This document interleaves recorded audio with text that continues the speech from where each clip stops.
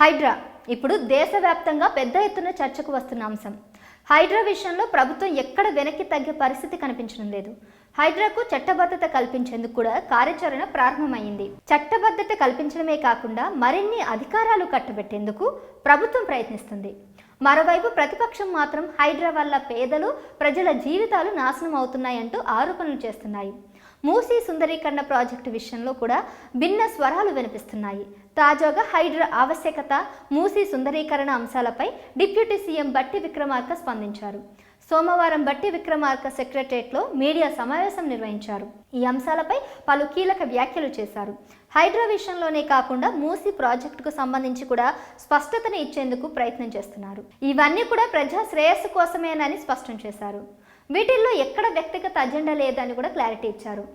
Deputy CM బట్టి విక్రమార్క మాట్లాడుతూ, హైడ్రాని తీసుకువచ్చింది సీఎం కోసమో మంత్రుల కోసమో కాదు కదా, ప్రభుత్వంపై ప్రతిపక్షాలు నిరాధార ఆరోపణలు చేస్తున్నాయి. హైదరాబాద్ అంటేనే లేక్స్, రాక్స్, పార్క్స్, కానీ ఇప్పుడు హైదరాబాద్లో ఎలాంటి చెరువులు కనిపించడం లేదు.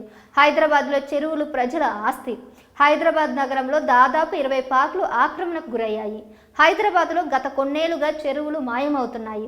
విభజన సమయానికి హైదరాబాద్లో ఎన్ని చెరువులు ఉన్నాయి, ఇప్పుడు ఎన్ని చెరువులు ఉన్నాయి అనే అంశాలను సేకరిస్తున్నాం. చెరువులు కబ్జా కాకూడదు అనేది మా అజెండా.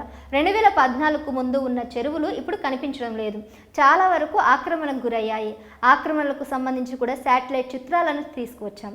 2014కు ముందు ఉన్న చెరువులు ఇప్పుడు ఎలా ఉన్నాయో మీరు ఆ చిత్రాల్లో చూడొచ్చు. కొన్ని చెరువులు పాక్షికంగా, మరికొన్ని చెరువులు సగానికి పైగా, ఇంకొన్ని చెరువులు పూర్తిగా కబ్జా కాబడ్డాయి. ఇది ఇలాగా కొనసాగితే భవిష్యత్తు తరాలకు చెరువులు ఉండవు. ఇప్పుడు ఈ కబ్జాలను ఆపకపోతే భవిష్యత్తులో ఇంకా ఏమీ మిగలదు. చెరువులు ఆక్రమణ హైదరాబాద్కు పెను ప్రమాదంగా మారబోతుంది. హైడ్రాకి సంబంధించి ప్రజలకు వాస్తవాలు తెలియాలి. రాష్ట్ర ప్రజలను కొందరు తప్పుదోవ పట్టిస్తున్నారు అంటూ డిప్యూటీ సీఎం బట్టి విక్రమార్క వ్యాఖ్యానించారు. మరోవైపు మూసీ సుందరీకరణ ప్రాజెక్టు విషయంలో కూడా బట్టి విక్రమార్క కీలక వ్యాఖ్యలు చేశారు. మూసీ ప్రక్షాళన ప్రజాశ్రేయస్సు కోసమే. చిన్న వర్షం పడినా ఇళ్లలోకి నీళ్లు వస్తున్నాయి. మూసీ ప్రాజెక్టు విషయంలో తప్పుడు ఆరోపణలతో ప్రజలను తప్పుదోవ పట్టిస్తున్నారు. మూసీ సుందరీకరణ అంశంలో ఎవరికి ఎలాంటి వ్యక్తిగత అజెండాలు లేవు. ప్రజా శ్రేయస్సే మా అజెండా అంటూ డిప్యూటీ సీఎం బట్టి విక్రమార్క వ్యాఖ్యానించారు. హైడ్రా, మూసీ ప్రాజెక్టు విషయంలో బట్టి చేసిన వ్యాఖ్యలపై మీ అభిప్రాయాలను కామెంట్ చేయండి కింద.